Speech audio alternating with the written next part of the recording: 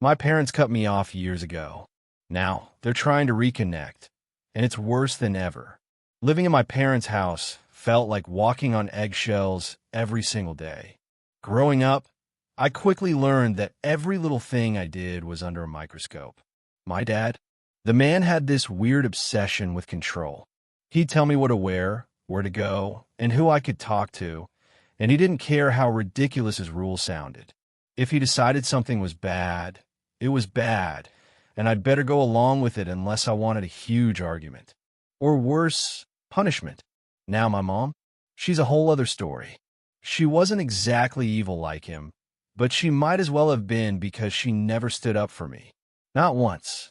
Whatever my dad said, she just nodded along with it. She'd always tell me that he knew best, and that I should just do what he wanted. She'd throw in a quick, "It's for your own good," and that was supposed to be the end of it. The thing is, it wasn't for my own good at all. It was just him being on a power trip and her not wanting to rock the boat. One time I was about 14, and there was this girl in my class who had been hanging out with more.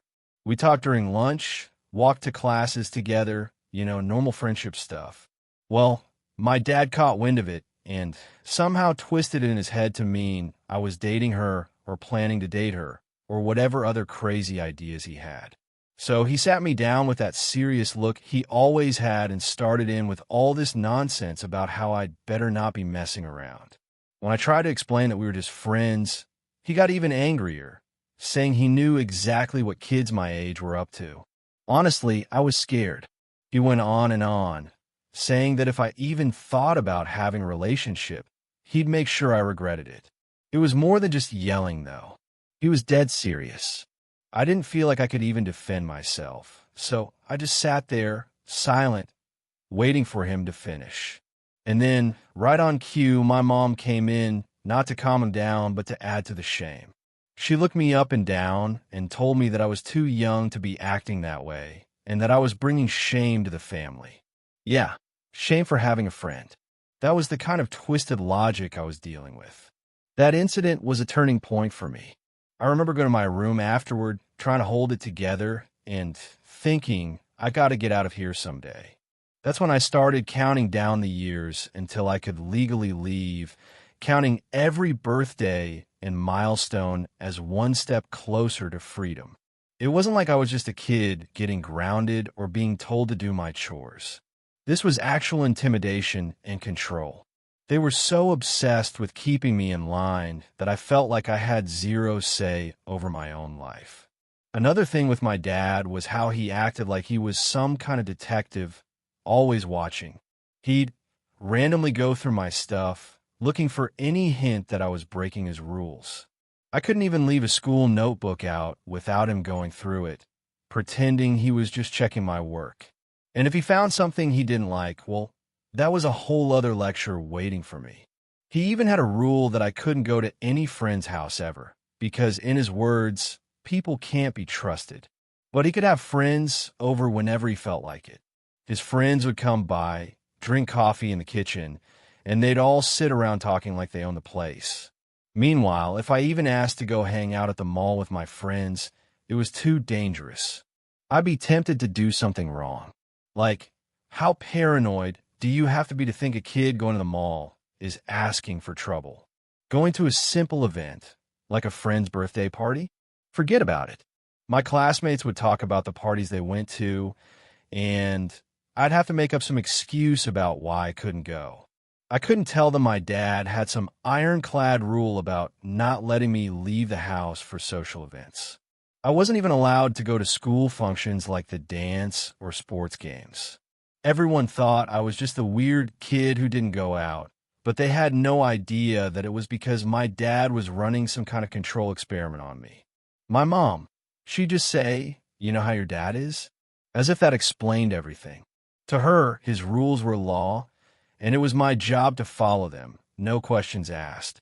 If I ever pushed back or tried to ask why he was like this, she'd say, "Don't upset him. It's not worth it." Looking back, I think she was honestly afraid of him too, but that didn't make it any easier on me. She chose to stand by him instead of protecting me or even questioning his ridiculous rules. So there I was, stuck in a house where everything I did was monitored, controlled, or shut down completely.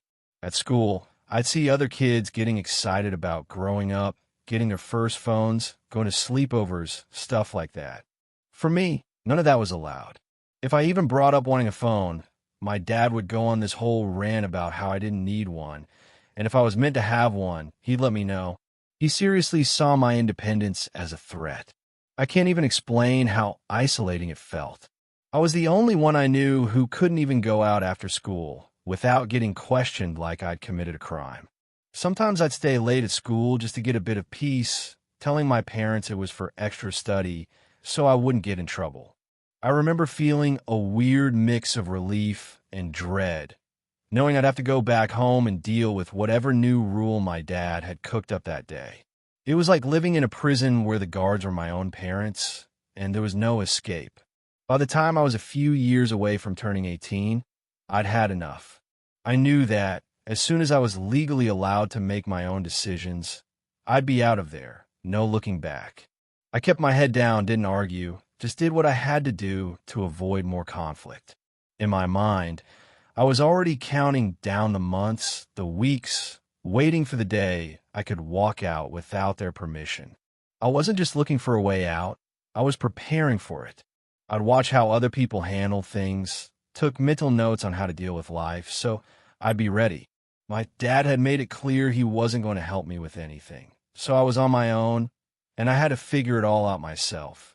That was my life, waiting, surviving, and planning for the day I could finally leave and never look back. When I finally got a part-time job in high school, I thought things might change for me. It was a grocery store down the street from school, nothing glamorous, just stocking shelves, cleaning up, ringing up customers. But it was my own gig.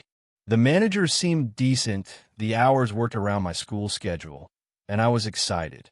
I was 16, and this job felt like the first real thing I'd ever had of myself.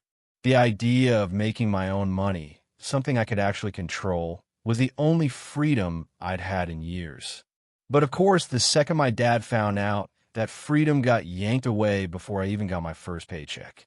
I remember the day he asked me about it. He had this way of asking questions where it was less of a question and more of a setup. Like he'd wait for me to answer, just so he could jump in and make me feel like I was in the wrong somehow. So he's sitting at the kitchen table, and he goes, "So, I heard you got yourself a job?" I should have known right then that this wasn't going to end well, but I was too naive, thinking he'd actually be proud of me or something. So I told him all about it, expecting maybe even a good job, or at least a nod. Instead, he hits me with, "Well, I hope you're planning on contributing to the household." Contributing to the household. That was his way of saying he expected me to hand over every cent I made. I tried to explain that I wanted to save up for college, and maybe even a little bit for myself, but he wasn't having it. He actually laughed, like the idea of me keeping my own paycheck was some kind of joke. He said, "As long as you live under my roof, everything you earn goes to this family." To him, me living there automatically meant I owed him everything I had. When I finally got that first paycheck, I remember holding it in my hand and feeling this weird mix of pride and dread. On one hand, I'd earned it myself. On the other, I knew it wasn't really mine. And sure enough, the minute I walked in the door, my dad was there, hand out, waiting to take it. No questions, no discussion, just an expectation that I'd fork it over. What was I going to do? I didn't want to end up on the street, so I handed it over. But man, I was angry. I worked hard, like really hard, and I was still being treated like a kid with no say in my life. My dad would make these comments about how he was teaching me responsibility, but all I was learning was that I was just a walking wallet to him. My mom, of course, backed him up. She'd say things like, "Your dad knows best," or "We're a family. We all pitch in." But I knew it wasn't about the family. It was about control. If they really cared about helping me or teaching me anything, they'd at least let me save something. But no, every cent went straight to them. I even tried asking if I could keep just a little. But my dad would shut me down, saying it was selfish to keep money when the family needed it. Needed it? They were fine. There were no emergencies, no special needs, just him taking my money for the sake of it. He even tried to make it seem like he was doing me a favor by letting me stay there while I worked. Like somehow, living at home meant I owed him my entire paycheck. I'd see my friends from work talking about the things they were saving up for. One was buying a car, another had plans for a trip, and here I was, handing over every dollar, not even able to buy myself a snack without asking for permission. There was this one time I got a small raise. It wasn't anything huge, just a few extra bucks an hour. But to me it was a big deal. I didn't even tell my parents because I knew it wouldn't make a difference to them. But my dad found out anyway, somehow. He was always snooping, going through my stuff, even reading my pay stubs if I left them out by accident. So when he saw that I was making a little extra, he went on this whole speech about how lucky I was to be able to contribute more. He actually expected me to be grateful that he was taking my raise, like it was some privilege. The worst part was, anytime I bring up wanting to save or needing money for something, he'd guilt trip me. He'd go, "Oh, so you think you don't need this family anymore? You think you can just do whatever you want?" It was the ultimate manipulation. He'd twist everything to make it seem like I was being selfish for wanting a little independence, as if keeping even a single dollar for myself was some huge betrayal. Eventually, I just stopped bringing it up. I'd hand over my paycheck without a word, keep my head down, and go back to work. I was basically working for nothing, and every shift felt heavier, knowing that no matter how many hours I put in, I'd never get to see a cent of it. I kept telling myself, just a little longer, just hold on until you're 18. But it was rough. I was doing all the work, putting in all the hours, but getting absolutely nothing out of it. One time, I was so frustrated that I tried hiding a bit of cash. I figured maybe if I tucked away a small amount each week, they wouldn't notice. So I started stashing a little in an old book under my bed. I didn't know what I'd use it for, but I just wanted something, anything that was mine. I kept it hidden for a couple of weeks, adding a few bucks here and there. But then, one day, I came home and my dad was waiting for me with that book in his hand. He'd found the money. He didn't yell. He didn't even look mad. Instead, he looked at me with this smug expression and said, "You think you're smart, don't you?" Then he took every dollar I'd hidden and walked out without another word. I felt crushed. That little stash was the only bit of freedom I thought I had. And just like that, it was gone. It was like he needed to remind me that no matter what I did, he'd always be in control. After that, I gave up on saving. I was tired of fighting for scraps, tired of the constant surveillance, tired of being treated like my only worth was what I could hand over. I just kept my head down, did my shifts, and handed over the paychecks without a word. I was counting the days until I'd be free, but every day felt longer than the last. The job that was supposed to give me independence became another chain, another thing my dad controlled. And all I could do was wait, hoping that one day I'd finally get to keep what I'd worked so hard to earn. Turning 18 felt like I'd finally reached the finish line of a marathon I'd been running my whole life. For years, I've been telling myself that once I hit that age, I'd be out of my parents' house for good, and now it was actually happening. I've been working nonstop, putting in hours at that grocery store, dealing with my dad taking my money, and watching every penny slip out of my hands. But now, I had enough saved to finally make my move. I'd scraped together just enough for a down payment on a tiny, run-down room that was far from luxurious. But it was my own. I wasn't picky. I just wanted out. Packing up my things was weirdly satisfying. My parents didn't think much of it first. They figured I'd stay forever, too afraid to leave their grip. But when they realized I was serious about moving, my dad had this look like he couldn't believe it. And my mom? She just stood there, saying something like, "You think you're ready to be on your own?" But her voice wasn't worried or caring. It was more like she was hoping I'd fail, so I'd come crawling back. The night before I left, my dad called me into the living room. He put on his serious face and started going on about how being out there would be hard and how I wasn't prepared. He kept hammering in that I'd never make it on my own and that I'd be back in no time. It was his way of trying to plant out, make me second-guess myself. And honestly, a part of me was scared. I knew it wouldn't be easy, but staying felt even worse. The next morning, I got up, threw my bag over my shoulder, and walked out without looking back. It felt surreal. I didn't even care that my place was just a small drafty room in an old house. It was mine, and that's all that mattered. I remember sitting down on the bed and looking around, and even though there was nothing in there but a mattress and an old dresser, I felt a freedom I'd never known. No one was going to tell me what to do or take my money anymore. Life on my own started out pretty rough. I was broke, barely scraping by. My room didn't come with much. No fancy furniture, no fridge, just a sink in the corner, and a hot plate I bought secondhand. My meals were whatever I could afford, usually ramen or canned stuff, but I didn't care. I could finally make decisions for myself, even if that meant learning how to budget and plan meals. I wasn't working just to hand it all over anymore, and that alone made everything worth it. One of the first things I did was enroll in college. I hadn't thought much about my future beyond getting away from my parents, but now that I was out, I wanted more. I applied for financial aid, took out some loans, and signed up for classes. I went for business administration, figuring it would open up doors for me later on. It wasn't some dream program, but it felt like a step forward, like I was finally building something of my own. Balancing college with work was no joke. My shifts at the grocery store were still long, and I'd have to squeeze in study sessions between shifts. Most nights, I'd come home exhausted, but there was this sense of purpose I'd never felt before.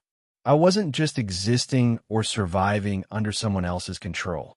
I was working for something, building a future that was mine, and even though the struggle was real, that thought kept me going. After a while, I started to make friends at school. It was the first time I had people around me who actually respected me, not people waiting to judge me or control my every move. I didn't have to keep looking over my shoulder, wondering what my dad would say or how my mom would react. I could just be myself, and they accepted me for that. It was a small thing, but it felt huge, like I was finally becoming my own person. Every once in a while, I'd get a message from my mom or a check-in from my dad, mostly just them fishing for info about how I was doing. I knew they wanted me to fail, to hear that I was struggling, so they could swoop in and say, "See, we told you so."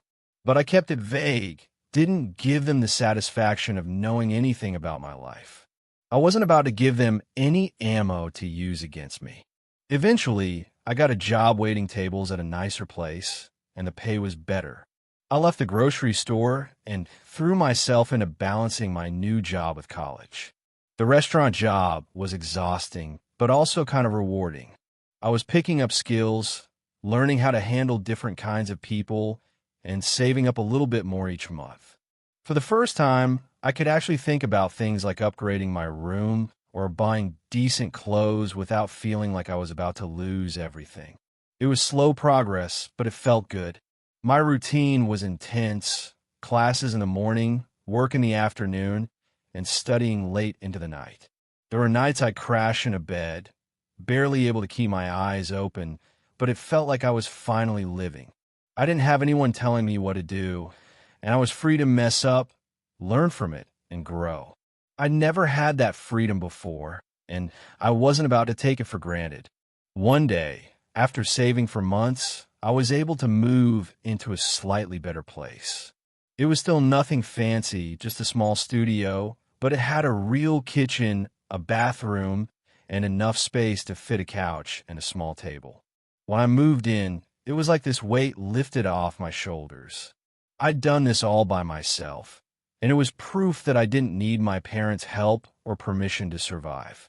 As time went on, I started doing better in my classes too.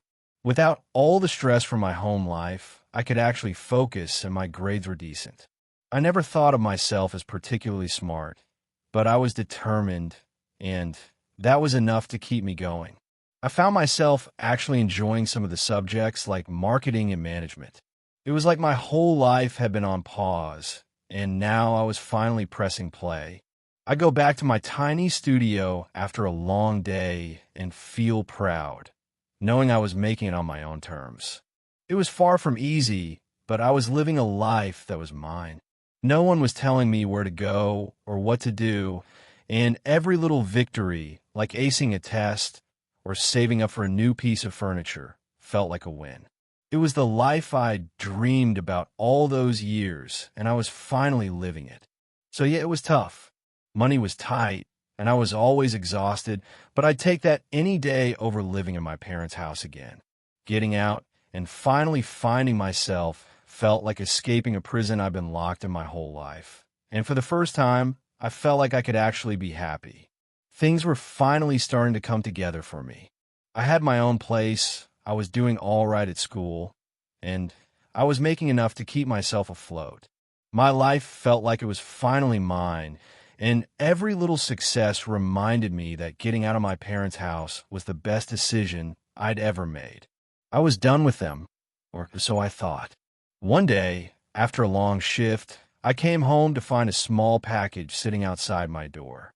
There was no return address, and I wasn't expecting anything, so I was a bit curious. I opened it up and found a thick envelope inside. I figured maybe it was some paperwork for my college or job, but when I saw who it was from, my heart sank a bit. It was from my dad. Now, my parents hadn't exactly been blowing up my phone since I'd left. They'd occasionally text or try to call, mostly to ask me pointless questions or guilt trip me into coming over for family stuff. But I kept things short and sweet, never really giving them any insight into my life, so seeing a whole envelope from them was odd. I opened it up, and inside was a letter from my dad, along with a bunch of paperwork. I started reading the letter, and with every line, I felt my stomach drop further and further. Basically, the letter said that my dad had taken out a huge loan a few years back to start some business venture. Long story short, the whole thing had flopped. Badly. Now he was drowning in debt and needed my help to fix it, but that wasn't even the worst part. Along with the letter was a copy of the loan statement, showing just how much he owed, and the number wasn't small, it was massive. I'm talking years of payments, interest piling up, and no clear way out. My dad's note made it sound like he was just casually passing this off to me, as if it was somehow my responsibility to help him out because family sticks together. The entire thing felt surreal. I worked so hard to get away from them, to build something for myself, and now they were just expecting me to swoop in and save the day. I felt this mix of anger and betrayal, like they'd just thrown their mess onto my doorstep without a second thought. I remember sitting there, staring at the loan paperwork, trying to wrap my head around it. It wasn't like they were asking for a small loan or a one-time payment. No, this was them saying, "Hey, you're doing well now, so why don't you take over this huge debt we can't manage?" My dad actually wrote that it wouldn't be too much of a burden on me, since I was making a decent income now. I mean, how entitled can you get? I decided I wasn't just going to ignore this. I needed answers, so I called my dad, trying to keep calm, and asked him point blank what this was all about. Right away, he went into this speech about how he'd always believed in me and knew I'd make something of myself. And now it was time for me to help out the family. I couldn't believe what I was hearing. This guy, who'd taken every cent I earned in high school and never gave me a dime for college, was suddenly acting like I owed him my success. I told him I'd worked for everything on my own, and that this loan was his responsibility, not mine. But he just brushed that off, saying, "You wouldn't be where you are if it weren't for me." He actually had the nerve to say that my independence, my job, my entire life, all of it was somehow thanks to him. My mom chimed in too, trying to guilt trip me about how hard things had been for them lately. She said that since I was doing so well, it was only fair that I step up and help. She went on and on about family duty, how they'd done so much for me over the years. It was insane. They really thought they could just dump this all on me, like I owed them some huge debt for the privilege of growing up in their house. I asked my dad what exactly he'd been doing that got him into this mess, and he finally admitted it was some half-baked scheme to start a business. He thought he'd found the next big thing and poured everything into it, only for it to tank almost immediately. He never told me about it, never asked for advice or help when it first went south. But now that the debt was piled up, suddenly it was my problem. Then, just to twist the knife a bit more, he told me that my situation made me the only one who could take on this responsibility. He knew I was doing okay for myself, and I guess in his mind, that made me his fallback plan. Like because I'd escaped their control, I'd somehow earned the honor of paying off his screw-up. I was so angry I could barely keep my voice steady. I told them that this wasn't my responsibility and that I didn't owe them anything. I'd built my life on my own, without a single ounce of help from them. But my dad just laughed, saying I'd come around eventually like this was some phase I'd grow out of. I ended the call feeling like I'd been hit by a truck. Here I was working hard, barely keeping myself afloat, and they thought I could just magically pay off a mountain of debt because it was the family thing to do. I couldn't believe they had the audacity to even ask. It felt like they hadn't just crossed a line, they'd obliterated it. For a few days, I tried to shake it off, but it kept eating at me. I kept thinking about how entitled they were, how they thought I'd put my life on hold to clean up their mess. It was like they saw me as this backup plan, like I was there to bail them out whenever they screwed up. The more I thought about it, the angrier I got. This wasn't just a one-time mistake. They actually believed they deserved my help, no matter what they'd done to me over the years. After about a week, I decided to send them a response. I wrote a letter, as blunt as I could, explaining that their loan wasn't my problem and that I wouldn't be helping them out. I reminded them that they'd never supported me, never gave me a dime for school or rent, and that I was done letting them guilt-trip me.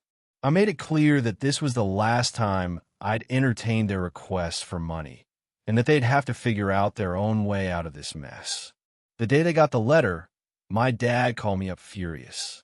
He ranted about how I was ungrateful and how he'd raised me better than this. He kept saying I was turning my back on the family, but I didn't care anymore.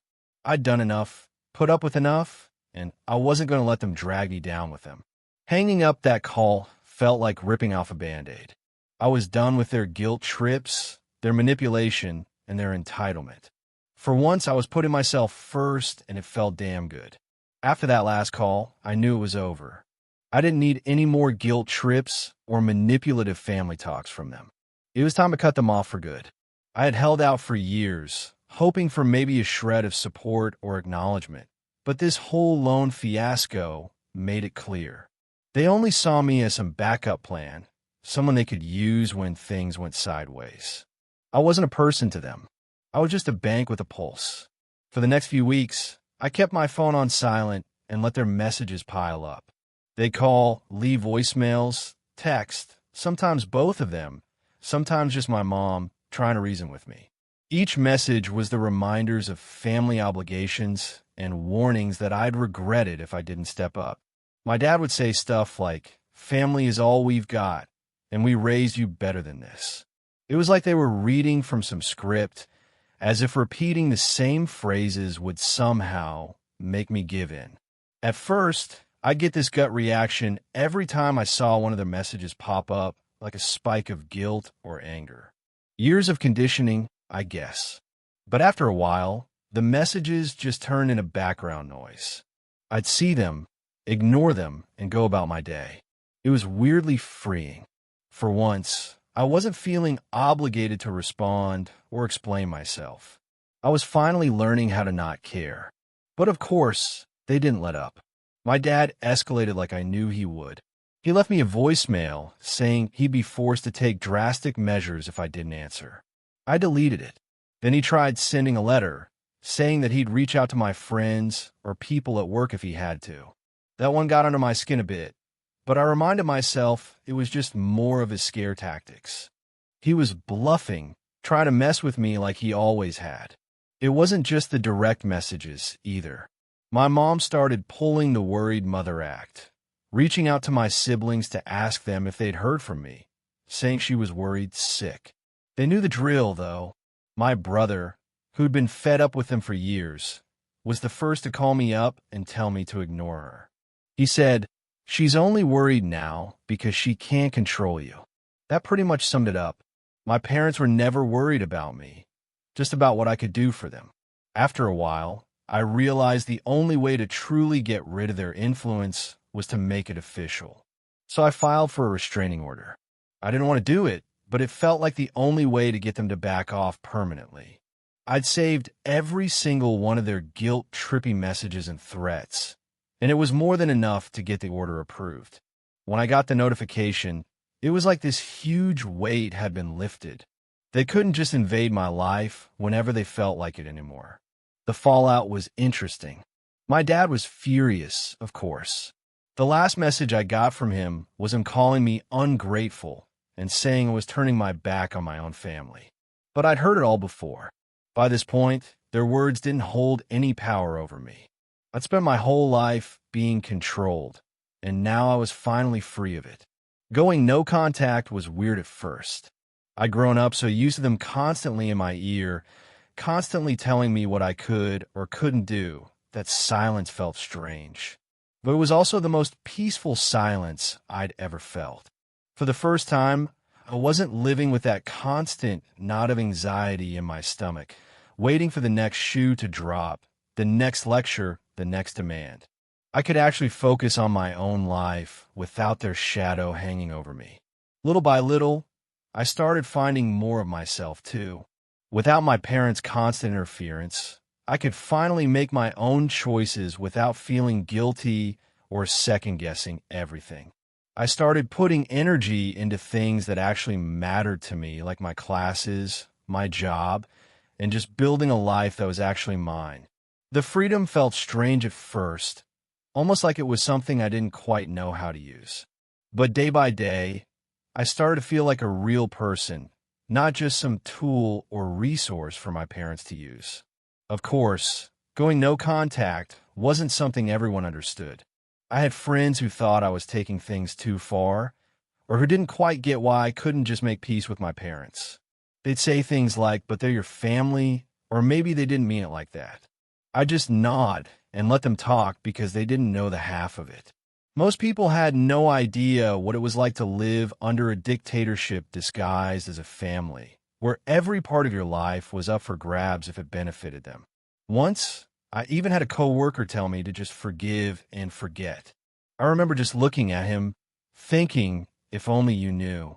People who have supportive families will never understand what it's like when the people who are supposed to protect you are the same people who constantly break you down. I wasn't bitter. I was just done. As more time passed, the peace I felt started to grow into something I didn't expect. Confidence. Cutting my parents off had forced me to finally trust myself, to rely on my own judgment without someone breathing down my neck. I started making choices based on what I wanted, not on what anyone else expected of me. I could save money, plan trips, invest in myself, all things that would have been impossible under their thumb. Every now and then, I'd get a ping of worry, wondering if they'd find a way to come back and disrupt my life. But then I'd remind myself that I'd taken steps to protect myself and that I'd stood my ground. They couldn't touch me anymore, and for the first time, I felt safe in my own life. I look back now, and I don't regret a thing. Going no contact wasn't easy, but it was necessary. My parents had always been takers, always looking for what they could get from me, never considering what I needed. In their eyes, family was just another way of saying obligation. But for me, family is supposed to be about support, trust, and respect, things they never gave me. Cutting them off wasn't about revenge or getting even. It was about survival, about choosing myself for once instead of constantly sacrificing my well-being for people who didn't care. It took a long time, but I finally learned that I didn't owe them anything. They were the ones who chose to make me a pawn in their game, and I chose to stop playing. So here I am, building my life the way I want, without their interference. And I can honestly say, I'm happier and stronger because of it. I know there will always be people who don't understand who will say things like, but they're your parents. But they weren't parents to me, not in any way that counts. And I finally know that I deserve better.